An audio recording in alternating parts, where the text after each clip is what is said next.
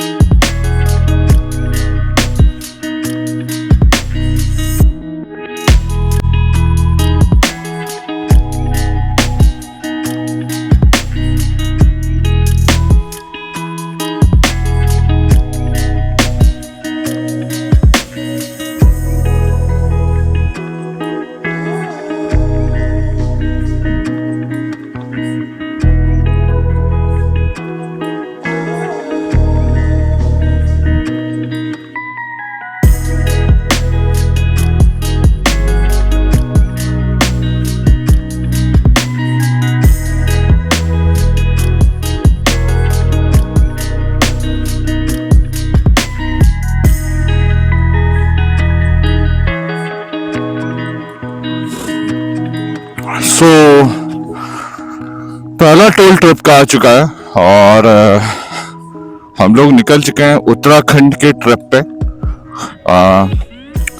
Doesn't I mean not yet decided कि कहाँ जाना है, बट या उत्तराखंड जा रहे हैं। पहले पिछले 2 दिन से ट्रिप की I mean trip actually start होना था 2 दिन पहले ही, लेकिन इतना कुछ हो गया इस 2 दिन में कि एक तो बारिश हो रही थी जिसकी वजह से मुझे ट्रिप 1 दिन डिले करना पड़ा। दूसरे दिन मेरा फोन खराब हो गया। फिर सोसाइटी के कुत्तों को लेके कुछ लोगों से लड़ाई नहीं, बहसबाजी हो गई। उन्होंने एक डॉगी था ब्राउनी, मैंने अगर आप मेरा वीडियो देख रहे होंगे तो मैंने उस बच्चे के बारे में पोस्ट किया था कि please adopt him, quite a beautiful dog he is. तो वेट आई फील थोड़ा सा उसको लेके लड़ाई बहस हो गई थी कि कुछ पढ़े लिखे लोग थे जिनका ये मानना था कि वो काट सकता है इसलिए उसको हटा दे। तो मैंने उनसे यही पूछा कि सर क्यों काटेगा वो? तो उन्होंने बोला कि वो कुत्ता है इसलिए काट लेगा। तो मैंने पूछा कि फिर हटा के कहाँ रखना है? तो उन्होंने बोला यहाँ से हटाओ। मैंने बोला फिर बाहर जाके दूसरों को काटेगा, फिर क्या करेंगे उसका? आप एज्यूम करो कि वो काटेगा, जो कि वो काटेगा नहीं। और मैंने उसी वक्त उस बच्चे के मुंह में अपना हाथ डाल के दिखाया कि देख लो, अगर काटना होता नहीं मुझे भी काट लेता। आपने उसको जरूर डराया होगा जिसकी वजह से डर के आपको वापस बोला होगा। कुत्ते की भौंकने को लेके लोग समझते हैं कि वो काट लेगा इसलिए वो भौंकता है। नहीं भाई साहब, वो उसकी जुबान है। आप उसकी लैंग्वेज नहीं समझ पा रहे, उसका मतलब ये नहीं कि वो काटेगा। फिर तो ऐसा हुआ कि कोई भी फॉरेनर आ गया और आपके सामने, अगर आपको रशियन नहीं आती, आपके रशियन में कुछ बोल रहा है तो आपको यही लगेगा कि वो गालियां दे रहा है, राइट? तो आप उसको मारोगे थोड़ी है, उसको निकाल थोड़ी दोगे। समझने की कोशिश करोगे क्या हुआ है, बात ही करोगे ना। वो जस्ट बिकॉज वो भी इंसान है, उसके पास भी 2 हाथ है, वो आपको मार देगा वापस। तो आप कुत्ते पे अपना हिम्मत दिखा रहे हो। और उस बंदे ने मुझे बोला अभी तक तो काटा नहीं, लेकिन जिस दिन काटा ना उस दिन बताऊंगा। हाँ, मैंने भी बोला सर आप बताना उस दिन, बस बच्चे को मत मारना, और बच्चे को मारोगे तो फिर मैं बताऊंगा। जानवरों को और खासकर कुत्तों को तो लेके भैया नो वायलेंस एक्सेप्टेड है, मैं नहीं एक्सेप्ट करता। सुबह काफी ठंडी है और अभी हम उत्तर प्रदेश में Mussoorie, I think, I don't know which area is this. 1 minute, I think Shantikunj, नहीं शांतिकुंज तो नहीं होगा ये। और लोग सुबह सुबह मैच खेलते हुए, शहरों में लोगों को ग्राउंड नहीं मिलता अनफॉर्चुनेटली, बिल्कुल भी नहीं होता है। आई मीन ये तो फिर भी एक तरह से देखो तो शहरों से दूरी है। ये सेमी अर्बन सिटी है, नॉट प्रॉपर अर्बन। अर्बन पे यहाँ ग्राउंड भी है, लेकिन जैसे मेरी सोसाइटी में बच्चे कंक्रीट पे खेलते रहते हैं। मैक्सिमम सोसाइटीज का ये हाल है। पार्क के नाम पे वो छोटा छोटा एरिया बना देते हैं, अब जिसमें सारे लोग हैं, तो उसमें बच्चे भी होते हैं, बूढ़े भी होते हैं, नई मम्मियां भी होती हैं, पता नहीं। क्या फायदा होता है? बच्चे आकर शहरों में आके न खेल पाते हैं, न अच्छा कुछ सीख पाते हैं, और बात तो ऐसे करते हैं कि पता नहीं, तमीजदारी तो दूर दूर। और मूर्ख ही है मैक्सिमम बच्चे अनफॉर्चुनेटली शहरों में, मैंने देखा है। हाँ, language wise they know English and all, बच्चों फैमिली में पापा मम्मी से इंग्लिश में बात करते हैं, लेकिन बच्चे मूर्ख ही हैं आज के डेट में। पता नहीं, मेरा मानना है, हो सकता नहीं हो, प्लीज डोंट गेट ऑफेंडेड। सबका अपना अपना विचार है, मेरा भी विचार है, गलत भी हो सकता है। मेरा मानना है कि बच्चे शहर में मूर्ख होते हैं, जितना मेरा इंटरेक्शन हुआ है। मे बी मूर्ख बच्चों से ही हुआ, हो सकता है आप बोलेंगे, पर ठीक है। तो आगे किराना एंड फुटवेयर के साथ, खैर काफी दिनों के बाद आपसे मिल रहा हूँ, काफी दिनों के बाद आप मुझे देख रहे होंगे। आपने मुझे देखा नहीं है, देखा ही है, इसी अवतार में देखा है। और उत्तराखंड के देवभूमि की ओर हम निकल पड़े हैं। ऑलमोस्ट 5 साल नहीं, हाँ एक्चुअली 5 साल के बाद मैं ट्रिप कर रहा हूँ ये उत्तराखंड देवभूमि के लिए। और बाइक से पहाड़ों में भी मेरा ये 4 साल के बाद का ट्रिप है। पिछले 4 साल में लाइफ में बहुत कुछ उथल पुथल हुआ, good way and in all way. See everything happens for a good reason, मेरा ये मानना है। आज नहीं कल तो उसका अच्छा मतलब आपको पता चल ही जाता है, बट मेरा मानना है कि everything happens for a good reason. तो बहुत कुछ हुआ, बहुत कुछ हुआ। कोरोना आया, जॉब एंड ऑल, शादी हुई मेरी, काफी शादी हुई, और उसके बाद हमने बच्चे अडॉप्ट किए, फिर रेस्क्यू करने लगे, फिर हमने कुत्ते अडॉप्ट किए, फिर हम कुत्तों को अपने घर में रखने लगे, फिर हमने एक बच्चा अडॉप्ट किया। बहुत कुछ हुआ। टाइम तो ऐसे बीत गया कोरोना के बाद, पता ही नहीं चला, बिल्कुल नहीं पता चला। खैर, तो फिर से एक ट्रिप कर रहे हैं हम देवभूमि उत्तराखंड की ओर। लेट्स फाइंड आउट कि देवभूमि उत्तराखंड की क्या हालत है। अर्बन दिल्ली एनसीआर का, जो मैं आपको, अगर आप मेरा वीडियो देखते हो तो मैंने आपको वीडियो पोस्ट किया था कि दिल्ली एनसीआर का कोशिश किया था कि दिल्ली एनसीआर का एरिया दिखाने का। और उसमें मैंने एक वीडियो में दिखाया था कि दिल्ली एनसीआर कहाँ एग्जैक्टली स्टार्ट होता है। आईएमएस गाजियाबाद से स्टार्ट होता है एक्चुअली दिल्ली।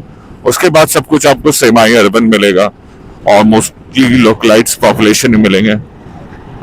तो या हापुड़ जाने के लिए जब से ये फ्लाईओवर बना है ना, बहुत लोगों की लाइफ सुपर इजी हो गई है।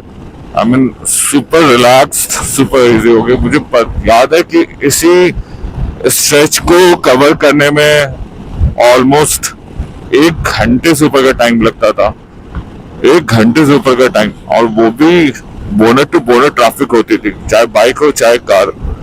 बट जब से ये रोड बनी है, जब से ये हाईवे खुला है, कनेक्टिविटी इधर की बहुत अच्छी हो गई है।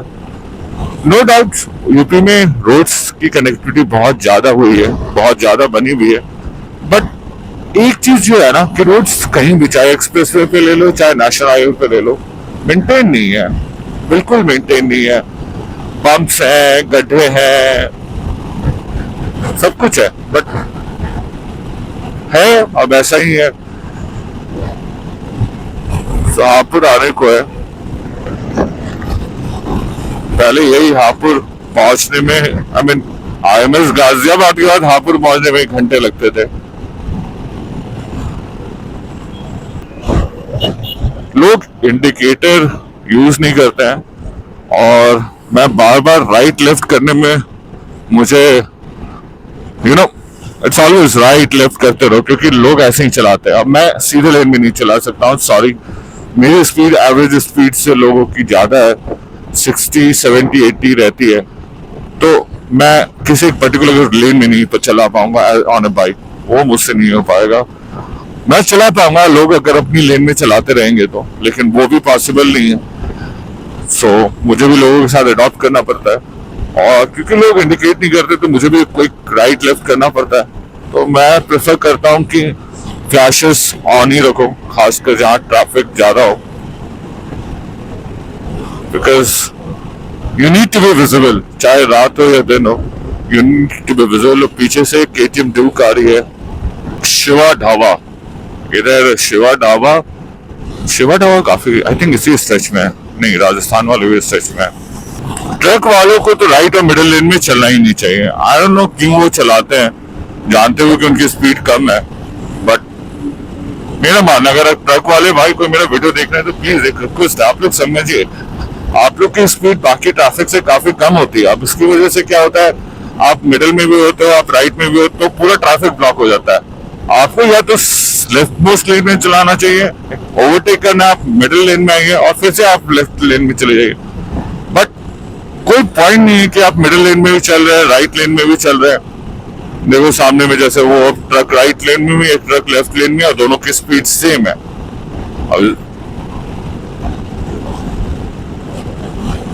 तो बेसिकली सभी के लिए बीच वाली लेन खाली है।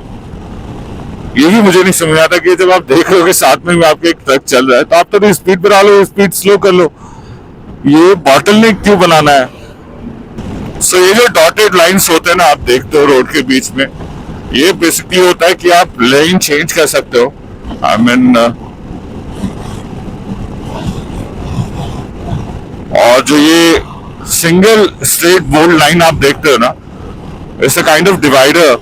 और से कि अगर आप ये बीच लेन में देखते हो, आई एम श्योर कहीं ना कहीं दिख जाएगा, धुंध काफी ज्यादा हो रखा है। आई होप कि मुझे पहाड़ों में धुंध ना मिले। ओ, बस वाले भाई साहब क्या कर रहे हैं, बीच रोड पे रोक के ट्रैफिक नहीं, लोगों को उतार रहे हैं। ये बहुत खतरनाक है बस वालों भैया का। ऐसे नहीं किया करो भैया, मुझे क्या पता कि आप क्यों रोक रहे हो बीच रोड में। मेरे लिए तो बीच रोड है ना, अगर आप कहीं भी यहाँ पे रोक दोगे तो मेरे लिए बीच रोड है। मर्चेंट ट्रैफिक अहेड, हमेशा अपने लेफ्ट मिरर में चेक करिए कभी भी आप ऐसे मर्जिंग रोड पे आते हैं तो, बिकॉज यू नेवर नो कौन सा उड़ता तीर कहाँ से आपके पास आ रहा है। मिरर देख के हमेशा आप लेन चेंज करिए प्लीज। अगर आप मिरर नहीं देखेंगे तो ट्रस्ट मी, आप कितने भी अच्छे ड्राइवर हो, आपको नहीं पता चलेगा कि पीछे से क्या आ रहा है। सो ऑलवेज इंश्योर दैट अगर आप कार में हैं तो आपको ये मानना होगा कि आज के डेट में पावरफुल टू व्हीलर्स आ चुकी हैं मार्केट में। So you have to take care of that. The beauty of Uttar Pradesh is actually in its गांव।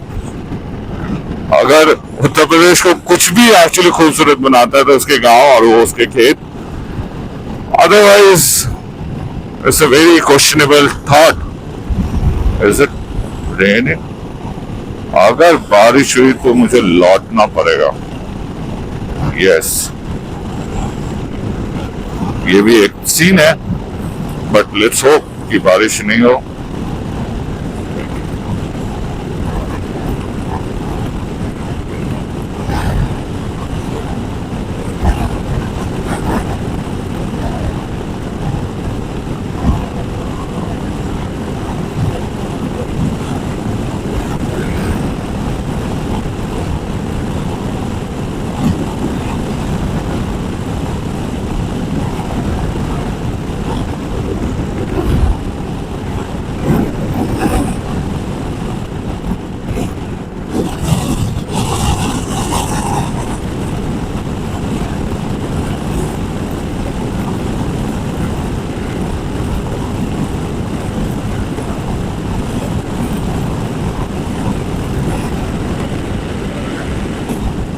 नौ घंटा 28 मिनट कहाँ पहुंचे जा रहे भैया।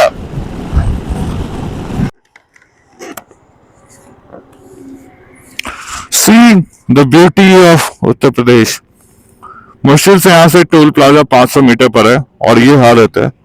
मैं तो उस पहाड़ को देख के रुक गया था, क्या अच्छे से इन्होंने सजा रखा है। वेस्ट डिस्पोजल एक ऐसा इशू है इंडिया में जो हर लोगों को स्लोली मार रहा है, जस्ट बिकॉज सरकार के अराउंड कोई काम नहीं कर रही है। दो हम इमीडिएट डेंजर के लिए तुरंत रिएक्टिव हो जाते हैं, जैसे मैंने आपको स्टार्ट में बताया था कि कैसे हमने एज्यूम कर लिया कुत्ता काट सकता है, इसलिए उस कुत्ते को मारने के लिए वो बंदा रेडी हो गया था। बट ये सारे जो इश्यूज है ना, जो आपको स्लोली मार रहा है, अगर आपको नहीं मारा तो आपके बच्चों को इम्पैक्ट करेगा, अगर आपके बच्चों को इम्पैक्ट नहीं करेगा तो उनके फ्यूचर को जरूर इम्पैक्ट करेगा, और ये करेगा जरूर। But no one is talking about it. मैं किसी को नहीं देखता हूँ कोई जाके प्रोटेस्ट करता है कि भैया ये कचरा हटाओ, ये पानी साफ करो, ये हवा साफ करो। किसी को मतलब नहीं है। सबको मंदिर चाहिए, मस्जिद चाहिए, यही चाहिए बस। पता नहीं किस फ्यूचर के लिए मंदिर और मस्जिद की डिमांड कर रहे हैं जब फ्यूचर ही नहीं रहेगा कचरे के साथ। आई मीन देखो, टोल गेट में इतना टोल लेते हैं, इनके पास इतनी भी शर्म नहीं है कि इसको थोड़ा ढंग से रखे। ये कचरे का ढेर एक लाइन से लगा रखा है, ये देखो।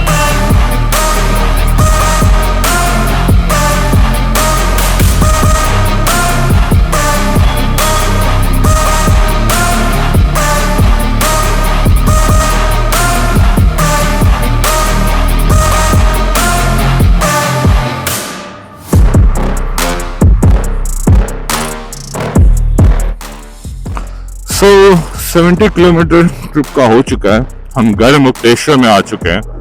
गढ़ Mukteshwar kind of sacred place.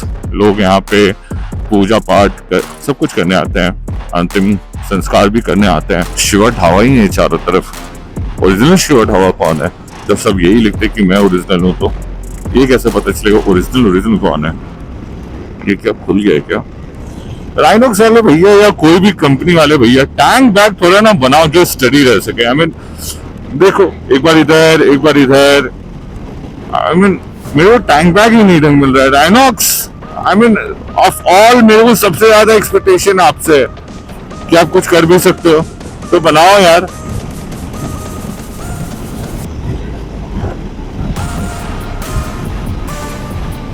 ओ मारा मारा मारा नहीं। लॉर्ड ऑल्टो जी, बीच में क्यों चल रहे हैं आप? और वो भी स्लो। खेती को लगा दिया गन्ना में। अरे खेती कर रहे हैं, वाह गजब। यूपी 16 वाले भैया ने इंडिकेट किया, थैंक यू। फॉर्च्यूनर में रह के आपने इंडिकेट किया, ये शो करता है कि आपने ये फॉर्च्यूनर मेहनत से कमाई है, तभी आपको तमीजदारी है इतने महंगे गाड़ी को अच्छे से चलाने की। सो हुआ ये है कि मैंने एक गलत टर्न ले लिया है, जिसकी वजह से जहां मैं पहुंचने की कोशिश कर रहा था वो 1 घंटे दूर हो चुका है। पर ठीक है, जब तक व्यू अच्छा है तब तक 2 घंटे भी चलेगा। बस आई होप कि रात में जालिम ठंड ना हो। अरे रांची यहाँ क्या कर रही है? अरे मेरे भैया रांची वाले, एक तो आप लेफ्ट से ओवरटेक कर रहे हो। 10 साल से वैसे ही हाईवे बन रही है, 2 मैक्सिमम पार्ट बन चुका है, बट 10 साल से ऊपर हो गया है इस हाईवे को बनते हुए। पता नहीं किस स्पीड से काम करती है सरकार। आई मीन हर साल आप बजट निकालते हो, हर साल आप वही हाईवे बनाते रहते हो, और हर साल बजट भी आ जाता है। फिर जो सबसे पहला बजट निकला था इस हाईवे को बनने के लिए, उसका क्या हुआ? अगर आपकी बजटिंग हर साल गड़बड़ा ही जाती है, तो फिर कैसे लोग रखे हैं आपने? थोड़े पढ़े लिखे लोग रखो। एक तो आपको पता नहीं कि टैक्सेशन सिस्टम कैसे चलाना है। आपने मिडिल क्लास की लेनी देनी कर रखी है। वो खाना खाए उस पर टैक्स, खाना खाने के बाद पानी पिए उस पर टैक्स, वो खाना खा के पानी पी के बाहर निकले, रेस्टोरेंट में से बाहर निकले, गाड़ी निकाले उस पे टैक्स, गाड़ी चलाए उस पे टैक्स, घर जाए घर ले उस पे टैक्स। भैया कमाता ही आदमी टैक्स देने के लिए? मेरे को तो ये लग रहा है आदमी आज के डेट में कमा ही रहा है टैक्स देने के लिए, अनटिल आप बड़े बड़े बिजनेसमैन नहीं हो, क्योंकि उनका टैक्स नहीं लगता है। कॉर्पोरेट वाले जो बिजनेसमैन इंडस्ट्रियलिस्ट होते हैं, they are only hardly paying any tax. सारा टैक्स तो मिडिल क्लास वाले पे कर रहे हैं, middle class, lower class and all other class, but not premium rich class. That's a fact. Gajraula Gajraula Gajraula Gajraula, ये क्या लेके जा रहे हैं? अच्छा गन्ने कितने पतले पतले होने लगे हैं, और इधर गन्ने लाल होते हैं। बिहार में गन्ने हरे वाले होते हैं। चंडीगढ़ वालों को थोड़ा सा रोड पे प्रेजेंस अपना दिखाना ही होता है बाय एनी मींस। देखो जैसे कि ये कितना बंदा रैश चला रहा है, सर्विस लेन में भी ये बंदे को जोश आया हुआ है रैश चलाने में, और पता नहीं क्यों। आपके पास गाड़ी है तो बिजी जगह में आप रैश चला के क्या शो ऑफ करना चाहते हो, पता नहीं क्या शो ऑफ करना चाहते हो। आई मीन यही डिफरेंस है वेस्टर्न कंट्रीज के रिच में और हमारे यहाँ के रिच में। जरा सा भी हम पैसा कमाते हैं हम शो ऑफ करने लगते हैं, और हम हर वो एक चीज लेते हैं जो पैसे से आप वैल्यू कर सकते हो, उसको शो ऑफ कर सकते हो, हर एक चीज वो करते हैं। Unlike westerners, they buy it as per their need, not to show it off. Family के साथ चला रहे हो और फिर इतने बदतमीज की तरह चला रहा है, तब फिर बंदा राइट से लेफ्ट, लेफ्ट से राइट कर रहा है।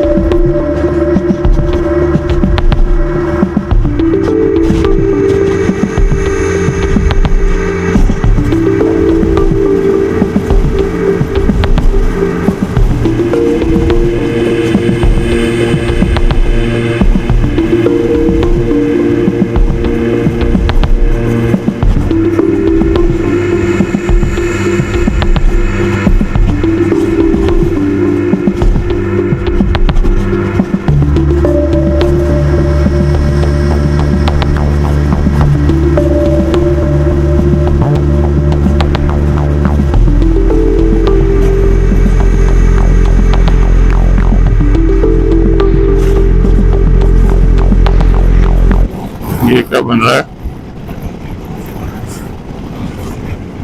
रेस्टोरेंट बना होगा फॉर श्योर। हॉस्पिटल है तो होटल बन रहा होगा या रेस्टोरेंट बन रहा होगा।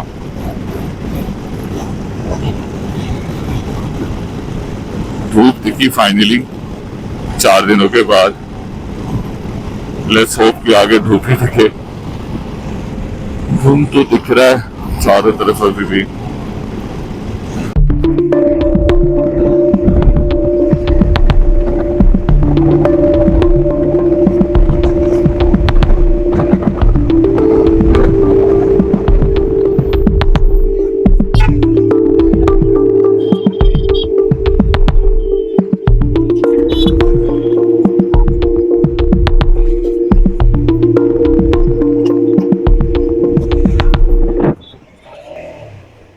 गूगल ये क्यों करता है यार? देखो अभी भी ये रास्ता दिखा रही है गूगल को।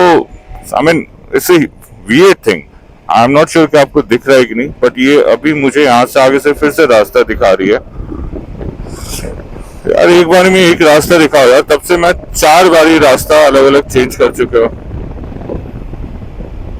देखो ये यहाँ से कट करने के लिए बोल रही। कहाँ है कट? यहाँ पर कहाँ दिख रहा है आपको कट? यहाँ पर। This is so weird with Google. कहाँ दिख रहा है आपको कट? यहाँ पर।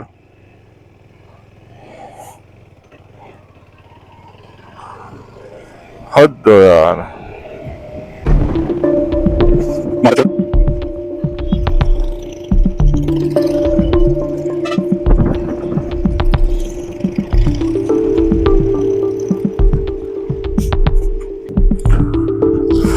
हो पता नहीं 120 किलोमीटर से ऊपर आ चुका हूँ मैं actually.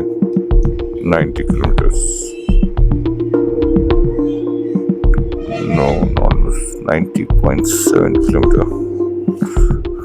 Yes, let's have a quick break.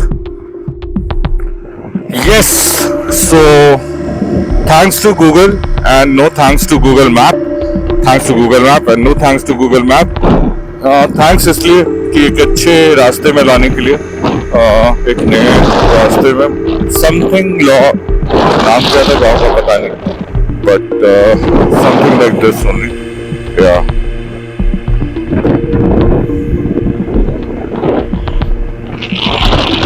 सरसों की खेत, गन्ने के खेत, काफी कलरफुल खेत से अंदर, डिफरेंट वैरायटी के खेत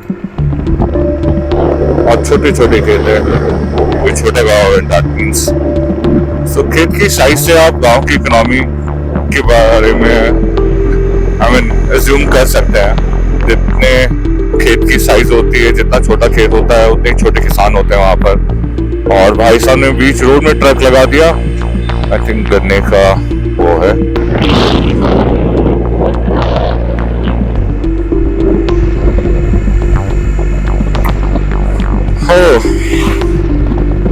सो ऑलमोस्ट 120 किलोमीटर हो चुका है और 3 बारी गूगल मैप ने मुझे गलत रास्ता दिखाया है। खेत के बीच से रास्ता दिखाया था जहाँ कोई रास्ता भी नहीं था, और उसकी वजह से जब मैंने स्टार्ट किया था तो भी 9 घंटे दिखा रहे थे और अभी भी 9 घंटे ही दिखा रहे हैं।